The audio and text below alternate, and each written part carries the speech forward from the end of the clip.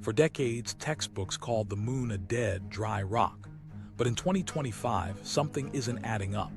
In 1976, the Soviet LUNAR 24 probe drilled 2 meters into the surface and returned a small core sample. About 0.1% of it was water. That finding alone should have changed everything, yet it was dismissed as contamination.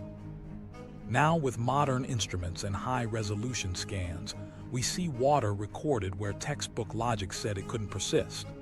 Ice shows up in shadowed craters, even near caves that could shelter humans.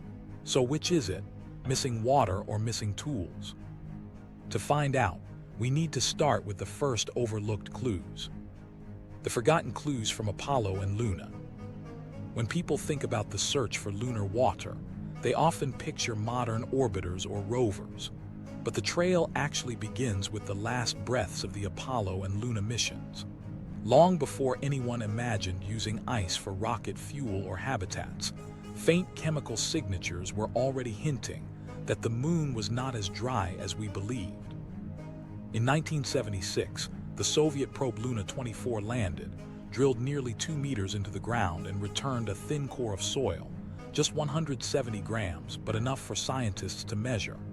Roughly 0.1% of that core contained water. Even more telling, the deeper the sample went, the stronger the signal appeared. It should have been a paradigm-shifting result. Instead, it was dismissed as contamination from Earth or the lander itself. Apollo samples told a similar story. Across several missions, geologists received hundreds of kilograms of lunar rock and regolith. Within them, labs began reporting faint traces of hydrogen and hydroxyl, chemical markers closely tied to water. Once again, they were set aside as accidents, stray molecules sneaking in from the air on Earth or handling errors in the lab. And at the time, that explanation wasn't unreasonable. Lab methods in the 1960s and 70s weren't refined enough to separate indigenous lunar signals from environmental moisture with absolute certainty. To most researchers, the concept of a water-bearing moon simply conflicted too strongly with established models. The dry moon consensus left little room for anything else. But decades later, that archive of material was revisited with new tools. Improved microanalytical methods, sensitive enough to detect structures within single mineral grains, were capable of probing the samples again without the same ambiguities. These techniques showed the hydrogen-bearing signatures were not clinging to the outside of the rocks or seeping in through storage. They were embedded within the crystal structures themselves, locked there since ancient lunar processes. What older instruments had treated as background noise now emerged as credible, indigenous water. The conservatism that once buried the idea had protected the samples long enough for a new generation to recover their secrets. The result was a quiet but important shift. Suddenly, the moon no longer looked like a pristine desert left behind by a primordial giant impact. Volatiles clearly could persist if protected in minerals or sealed beneath the surface. That realization mattered not only for understanding lunar history, but also for planning the future. Any measurable quantity of water transforms mission logistics. It becomes potential drinking water, breathable oxygen, and even rocket propellant when split into hydrogen and oxygen. What the early Apollo and Luna samples suggested, modern science was now confirming. And the story didn't stop in the lab.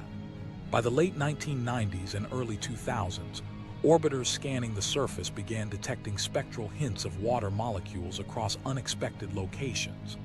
Later, a breakthrough came in 2009, when NASA's LCROSS mission deliberately impacted near the moon's south pole. Instruments observed the debris plume kicked into space, and within it, water vapor appeared unambiguously. Estimates suggested around 5.6% by weight at the impact site, far more than the tiny traces once relegated to possible contamination.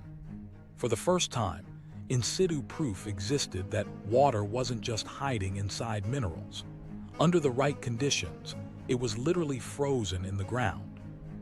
Looking back, it becomes clear how much time was lost. If the Apollo and Luna data had been trusted at face value, the conversation about lunar water could have started a generation earlier. New mission plans might have incorporated strategies for volatile preservation decades before LCROSS. But science doesn't advance evenly. Consensus often resists surprise, and only when fresh evidence arrives from multiple directions does an overlooked clue become undeniable. The overlooked history of these first samples leaves an instructive lesson. Even today, with high-resolution spacecraft mapping deposits from orbit and robotic scouts plan to dig for ice, we recognize the pattern. Signals appear, interpretations clash, models bend. The moon's water isn't spread in neat or predictable ways. It's patchy, inconsistent, sometimes abundant, and sometimes absent where theory says it should be richest. Those contradictions stretch forward from the Apollo labs into current exploration, a reminder that understanding this resource will require more than just believing what we think we know. From faint traces in sealed vials to impact plumes erupting with vapor, each milestone pushed the consensus further from the old image of a bone-dry world. But finding water at all was only the beginning. The harder question has always been where it hides, and why it survives in some places while disappearing in others. That puzzle leads directly to the moon's most extreme environments, where sunlight never reaches the ground and temperatures drop hundreds of degrees below freezing. Here lies the next chapter in the mystery. The coldest traps in the solar system. At the lunar poles lie regions shrouded in permanent shadow.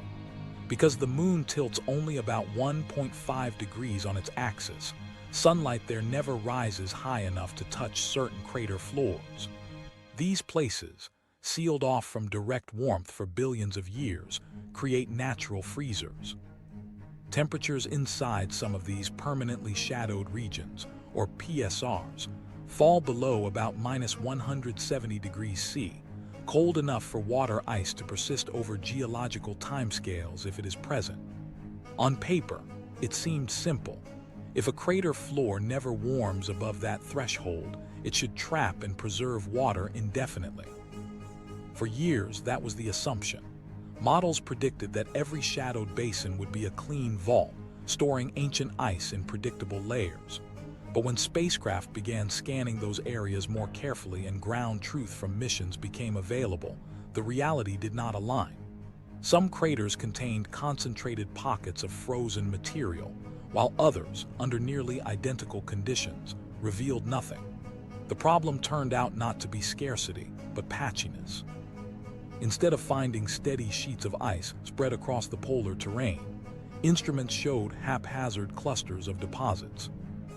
A clear example was the LCROSS mission in 2009. NASA deliberately steered a discarded rocket stage into Cabeus crater near the South Pole, sending a plume of material high enough for instruments to observe. The analysis of that plume revealed water at concentrations of roughly 5.6% by weight, a striking confirmation that at least one shadowed site harbored abundant reserves. Yet just kilometers away, equally shadowed features yielded almost no comparable signals. That kind of variability has persisted across measurements, forcing scientists to reframe what cold traps actually represent. In the late 1990s, the Lunar Prospector mission first detected significant hydrogen signatures near both poles, hinting that large ice reservoirs might exist. Subsequent orbital studies refined the picture but didn't eliminate the contradictions. For instance, Japan's Selene mission, also known as Kaguya, recorded spectral signatures suggesting frozen material at both high and mid-latitudes. Later, studies using the instrument suite known as the Moon Mineralogy Mapper and related retrieval methods even detected possible concentrations around 2 to 3 weight% on the sunlit inner wall of Shackleton crater. Such results were surprising. If sunlight regularly grazes portions of a crater wall, traditional reasoning says any volatiles there should evaporate. Yet measurements implied water-related features persisted anyway. Closer inspection from more sophisticated instruments sharpened the puzzle. Remote sensing designed to distinguish between hydrogen bound inside minerals and true ice concentrations suggested the hydrogen signal spread widely across polar regions. But when landers and rovers attempted to sample the soil directly, the story narrowed. In some testing zones chosen by NASA ahead of the Viper rover's upcoming explorations, data indicated strong ice signals buried beneath just a few centimeters of soil. In nearby zones, with almost identical conditions on the surface, the probes found dust and regolith with little trace of volatiles. That inconsistency reshaped the conversation. If the moon's poles behaved as perfect cold vaults, the distribution of ice should be uniform. Instead, the terrain functions more like a patchwork, where geology and microclimate matter. Some deposits hold in place thick layers beneath protective soil, while others are absent altogether. The explanation may involve subtle influences, the angle of a crater's rim, variations in slope, or even how light scatters off interior walls. Laser altimetry has already shown that what looks like complete darkness isn't always absolute. Reflected sunlight from crater peaks can introduce faint glows strong enough, over billions of years, to drive away exposed water. Micrometeorite impacts provide another likely factor. The lunar surface is bombarded constantly, and even tiny projectiles can churn the regolith, burying ice deeper or releasing it to space. In addition, some theories suggest hydrogen atoms migrate across the lunar surface, bouncing step by step until captured in regions cold enough to stabilize. If so, then polar ice isn't static at all, but part of a dynamic cycle of sublimation, transport, and retrapping. The Patchy distribution would then be a natural outcome of this ongoing movement, a process still unfolding even under today's conditions. For exploration, the irregularity has consequences. A permanent shadow no longer guarantees usable material beneath the soil. Mission designers can't assume drilling at any crater rim will provide immediate access to ice. Instead, they must navigate an environment where promising sites cluster unpredictably, and reconnaissance is essential. NASA's Viper rover has been tasked with mapping these variations, tracing differences between adjacent PSRs, and measuring depth as well as abundance. Each detection raises a new set of questions. Why here? Why this depth? Why this concentration? And beside each rich discovery lies the frustration of its absent twin, only a few hundred meters away. The broader picture now looks less like a uniform polar reserve and more like scattered opportunities. For human settlement, that demands caution. Extracting water from clustered pockets is logistically different than tapping from a continuous sheet. Engineers must design systems resilient to variability, with contingency planning for both rich and lean terrain. More importantly, they must know whether discovered reserves will last. A patch of ice useful today might degrade under continued extraction or natural processes. Conversely, recognizing sites where hydrogen is still migrating inward could help secure sustainable sources for future use. Even so, the irregular results carry some optimism. That concentrated water exists at measurable and recoverable levels has been proven repeatedly, from crash impacts to orbital sensors to reanalyzed samples. The abundance might not be everywhere, but it is real in some places, and in sufficient concentration to matter. The challenge is efficiently mapping those places in advance, rather than discovering them only by costly trial and error on the ground. The lunar South Pole remains the prime target for upcoming missions, but with much sharper caveats than once imagined. Some giant basins long considered promising have been reassessed and found less compelling after updated data failed to confirm volatiles. In their place, smaller sites or unexpected ridges have risen to priority status, hinting that on the moon, scale or symmetry doesn't dictate water's presence. Every mission refines the list, and the list changes constantly. The moon therefore hosts what should be perfect natural freezers, and yet the comparison between neighbors breaks expectations. Some vaults clearly preserve ancient material, others, despite the same cold and shadow, hold none. So the moon has cold vaults, but not all vaults keep their treasure. Why? A glimpse beneath the surface. While the poles are an obvious starting point, some of the most important signals about lunar water have been coming from beneath the surface.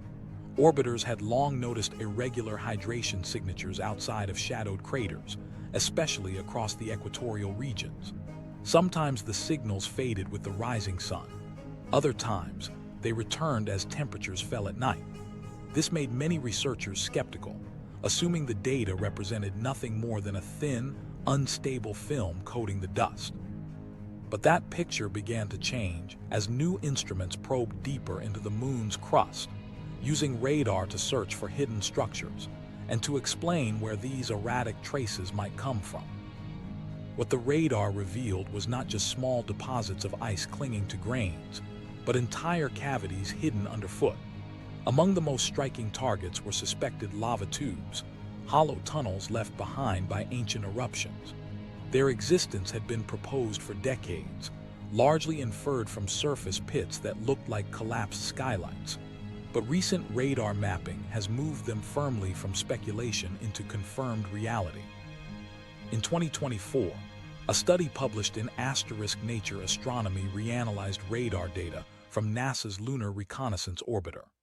The results were striking.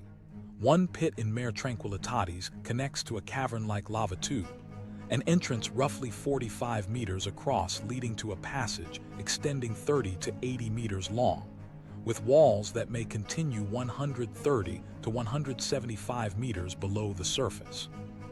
For the first time, evidence demonstrated that some of these voids are not only intact but accessible. Inside such features, conditions are dramatically different from the bare lunar surface. Instead of date-night swings from blistering heat above 100 degrees C to freezing darkness below -170 C, models suggest the interiors stay close to thermal equilibrium. Some calculations indicate areas close to the cave floor could hover around 17 C, 63 degrees F, a steady and habitable temperature that would protect both equipment and people. Even where the rock runs colder, the caves insulate against extremes. Shielded from micrometeorites, cosmic radiation, and direct sunlight, these environments provide natural safe zones that the open plains cannot. This stability is also exactly the sort of condition that could help preserve volatile molecules such as water if they exist there. It is important to be cautious. Just because lava tubes are stable does not mean they are automatically icy. Radar does not have the resolution to distinguish between bare stone and frozen volatiles. Instead, what it shows is the architecture, protected voids that could, in theory, harbor ice and hydrated minerals if they were trapped during ancient volcanic or impact events. The discovery of a connected pit and tube in Mare Tranquillitatis proves that such sheltering spaces exist. It also suggests that similar caves remain undiscovered across the moon's Maria and highlands. But until rovers or drills enter those spaces, any claim of ice within them remains an informed hypothesis. Even without guaranteed water, their value for exploration is immense. The potential to use them as natural bases is hard to overlook. On the surface, constructing habitats capable of resisting radiation requires burying structures beneath meters of regolith or hauling heavy shielding from Earth. But inside a lava tube, the environment provides much of this for free. A settlement could potentially be carved inside the rock, with artificial walls sealing off sections to hold breathable air. The caves become both protective structure and promising resource repository in one. The interest in subsurface exploration has only grown with China's Chang'e 6 mission. Returning samples from the South Pole, Aitken Basin in 2024, Chang'e 6 delivered not just soil and rock, but also valuable radar observations. Surveys from orbit before landing showed reflections consistent with layered voids where fractures intersect ancient basalt flows. These radar paths traced what looked like internal chambers, some linked to skylights that opened directly at the surface. Within them, temperature models indicated conditions stable between -20 and -30 degrees C, still cold, but far better than the exterior, and cold enough that volatile deposits would not sublimate away quickly. The new samples, analyzed back on Earth, also hinted at unusual geochemical histories, possibly pointing to mantle sources with heterogeneous water content. Together, the radar maps and physical material give researchers reason to believe that water inside the moon is uneven, not only on the surface but at depth. For mission planners, the implications are practical. Persistent resource patches are required if humans are to live beyond short visits. Extracting thin films across broad areas is inefficient, but tapping into subsurface stores shielded underground could yield sustainable supplies. Even if the tubes hold only hydrated minerals, those could be processed with far lower losses than loose frost scraped from a crater rim. The accessibility of the Mare Tranquillitatis pit adds a crucial point. Exploration of such environments is technologically feasible. Cameras and instruments could be lowered with tethers, or small robotic scouts could be sent down to map corridors, testing for ice before humans commit. These are challenging tasks, but they are within the reach of near-term missions, unlike the kilometer-scale drilling that surface approaches would require. Still, the unresolved questions keep scientists cautious. Radar's reflections may look like guarantees, but until direct sampling confirms ice or hydrated rock, there is no certainty about the quantity or reliability of what lies underground. Some tubes may be completely dry. Others could hold dust or basalt rubble without volatiles. Yet even the worst-case scenario still provides enormous advantages in habitability. Empty caverns can host equipment and habitats shielded from the external environment, while the best case includes both shelter and the very water that crews need. This perspective reframes the scattered signals seen from orbit. Instead of dismissing the patchiness as sensor error or transient films, many researchers now consider that what we see on the surface may simply be leakage. The daily hydration shifts could be tiny molecules moving between shallow regolith and deeper reservoirs sealed by volcanism. The reality of the moon's water may not be on the surface at all but safely buried, waiting where the extremes of space cannot touch it. Planning for Artemis relies on this updated view. Several proposed landing sites are chosen near regions that show radar anomalies suggestive of underground cavities. If any of them hide water, future crews would be positioned to test drilling strategies and map their interiors. A proven ice-bearing tube could become the anchor for the first permanent base, a combination shelter, laboratory, and resource plan under a common roof. If none contain ice, they still offer sites for safe, shielded construction, reducing the burden of long-term survival on the exposed regolith. In many ways, the discovery of accessible caves on the moon is as significant as confirming ice in a crater.